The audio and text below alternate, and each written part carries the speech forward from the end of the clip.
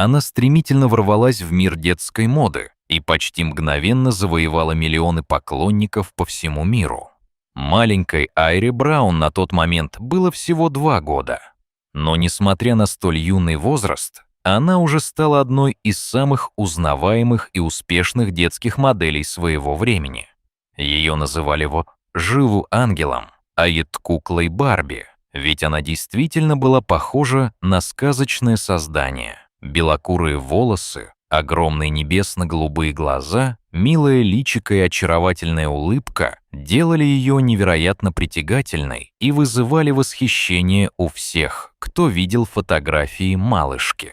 Родители Айры заметили ее необычную внешность еще тогда, когда девочка была совсем крошкой. С раннего возраста Айра проявляла особую любовь к вниманию окружающих. Она с удовольствием примеряла разные наряды, играла перед зеркалом и могла подолгу позировать перед камерой, не уставая и не теряя интереса. В те моменты казалось, что маленькая артистка уже понимает силу образа и того, как важно быть заметной, даже если рядом взрослые судят о безопасности и удобстве съемок. Когда Айра исполнилось 2 года, мама решила отвезти дочь на кастинг в детское модельное агентство, чтобы проверить, как она поведет себя в настоящей профессиональной обстановке.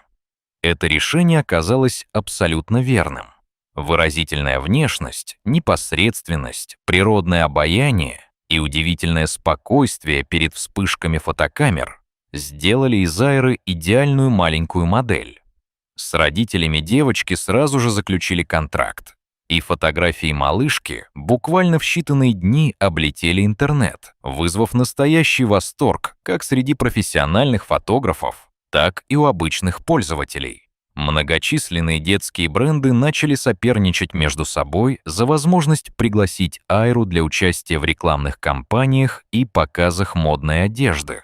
Родители Браун достигли своей цели. Об их дочери заговорил весь мир, и крошка Айра в одно мгновение превратилась в настоящую знаменитость. Вскоре за ней последовал целый поток предложений: съемки в крупных журналах, участие в международных проектах и приглашение на закрытые показы, где собирались ведущие лица индустрии.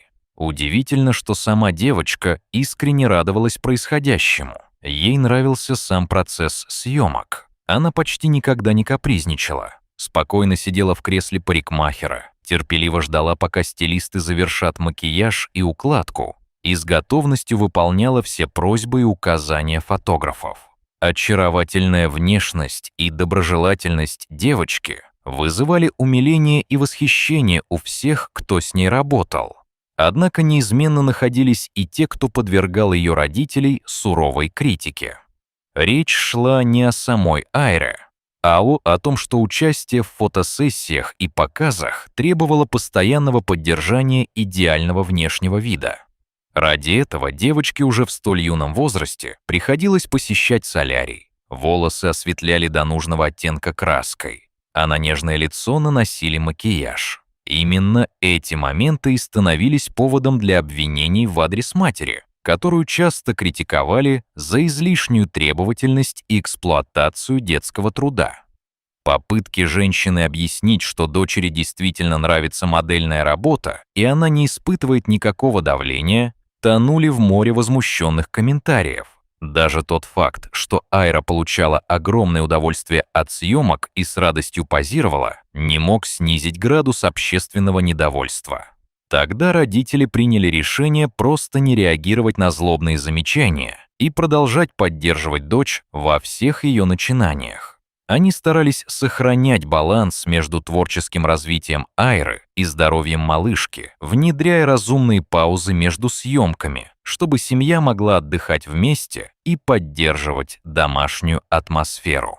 Айра Браун вскоре стала одной из самых высокооплачиваемых маленьких моделей и принесла своей семье многомиллионный доход. При этом мама и папа девочки никогда не позволяли себе применять какие-либо методы, способные навредить здоровью ребенка.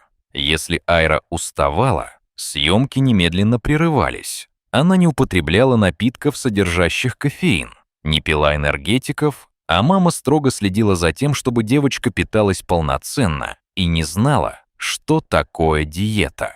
Важной частью их подхода стала регулярная физическая активность для поддержания гармонии тела и духа. Маленькая модель занималась легкой зарядкой, плаванием и занятиями по танцу, чтобы держать осанку, развивать гармонию движений и научиться работать с камерой, не уставая. Родители объясняли, что красота — не только внешняя данность, но и здоровье, уверенность и радость от того, что ты делаешь. Они поощряли развитие творческих навыков Айры, рисование, музыка и чтение вслух для расширения культурного кругозора и умения общаться с разными людьми на площадке моды и за ее пределами. В доме часто звучали разговоры о труде, ответственности и балансе между мечтой и реальностью индустрии развлечений. Прошло несколько лет, и Айра, как и Сюни все дети, пошла в школу. Ее внешность постепенно стала меняться, и теперь она уже не напоминала ту живую куклу, которой восхищался весь мир. Однако, несмотря на то, что девочка выросла, она не собиралась отказываться от любимого занятия. В свободное от учебы время Айра продолжала участвовать в модных показах и фотосессиях. Конечно, ее фотографии уже не вызывали такой волны умиления, как раньше, и никто больше не называл ее «живым ангелом». Но самой Айре это было не нужно. Она просто получала удовольствие от своего дела и мечтала, что в будущем сможет продолжать работать в индустрии моды.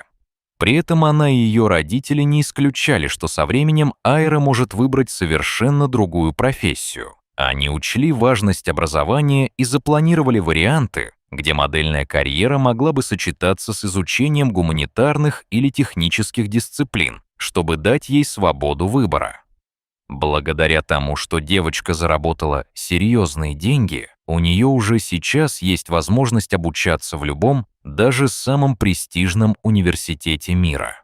В западных СМИ Айру Браун называют мультимиллионером и даже не решаются оценить точный размер ее состояния, которым пока распоряжаются родители. Казалось бы, она могла бы уже наслаждаться заслуженным отдыхом. Но Айра по-прежнему, как и в 2-летнем возрасте, радуется не только успехам, но и самому процессу работы. Девочка растет вдумчивой, рассудительной и уже сегодня задумывается о настоящей ценности человеческих отношений.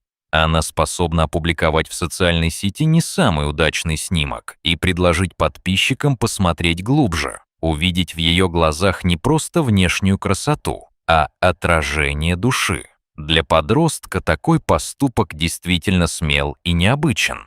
Она учится говорить открыто и честно о своих чувствах, делится маленькими победами и сомнениями, что делает ее близкой к аудитории и вдохновляет сверстников на аналогичные поступки искренности.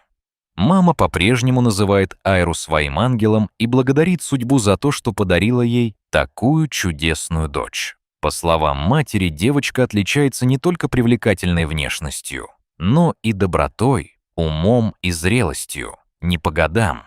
В свои 12 лет Айра поражает окружающих ответственностью, самостоятельностью, искренней любовью к людям и способностью мечтать. Несмотря на раннюю славу и успех, она не страдает звездной болезнью, не стала высокомерной и остается добрым, отзывчивым и простым ребенком, способным на сочувствие и сопереживание.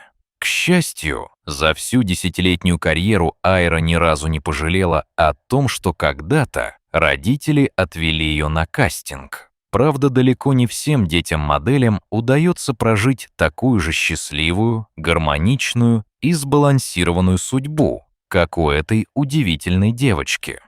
В мире все еще встречаются истории о трудностях и давлении, но вместе с Айрой она напоминает многим, что гармония воспитывается в семье, образовании и внутреннем мире. Дорогие зрители, что вы думаете об этой истории? Расскажите, пожалуйста, в комментариях. А если вам понравилось это видео, то ставьте лайк и подписывайтесь на наш канал. До свидания!